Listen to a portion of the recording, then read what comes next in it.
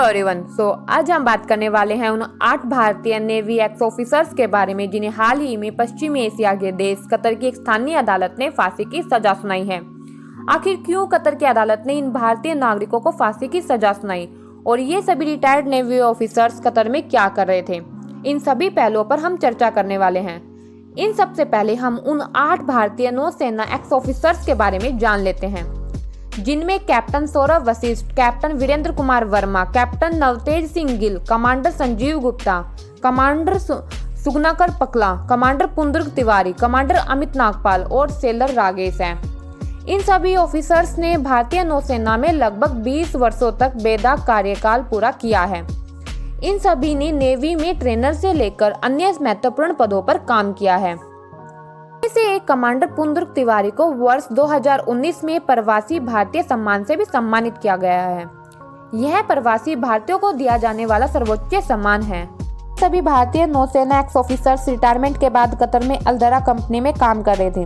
अल्दरा company Qatar में एक private company है जो कतर की आर्मी को ट्रेनिंग देने के साथ साथ कंपनी पनडुब्बियों के उत्पादन में भी शामिल है, जो गुप्त क्षमताओं के लिए जानी जाती है।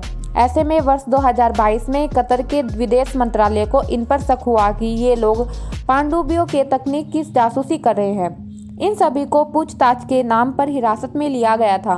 फिर 1 महीने के बाद इन्हें कतर प्रशासन ने रिहा करने का फैसला लिया और इन सभी लोगों से कहा गया कि वह दोहा में अपने आवास पर जाकर अपना सामान पैक कर ले और वापस भारत लौट जाए।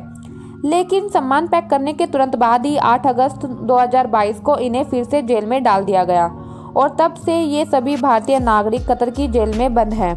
इस मामले में अल्दरा ग्लोबल टेक्नोलॉजीज कंपनी के सीईओ ओमानी नागरिक खमीस अल अजमी के खिलाफ भी आरोप तय किए गए थे और इन्हें भी भारतीय नौसेना के एक्स ऑफिसर्स के साथ हिरासत में लिया गया था।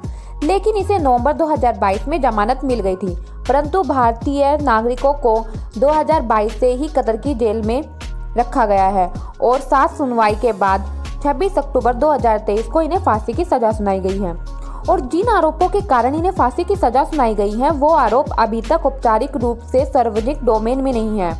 भारत के विदेश मंत्रालय ने इस फैसले पर सीधी प्रतिक्रिया देते हुए कहा है कि वो नौसेना के इन 8 एक्स ऑफिसर्स को हर तरह की मदद मुहैया कराने को तैयार है। विदेश मंत्रालय ने गुरुवार को इस मामले को दुखद करार दिया और विदेश मंत्रालय ने कहा कि भारत इस मामले में सभी कानूनी रास्तों की तलाश करेगी और साथ ही इस केस को कतर की सरकार के सामने भी उठाएगी। जब भारत इस केस में कानूनी विकल्पों की बात करता है तो भारत के सामने कई रास्ते खुलते हैं।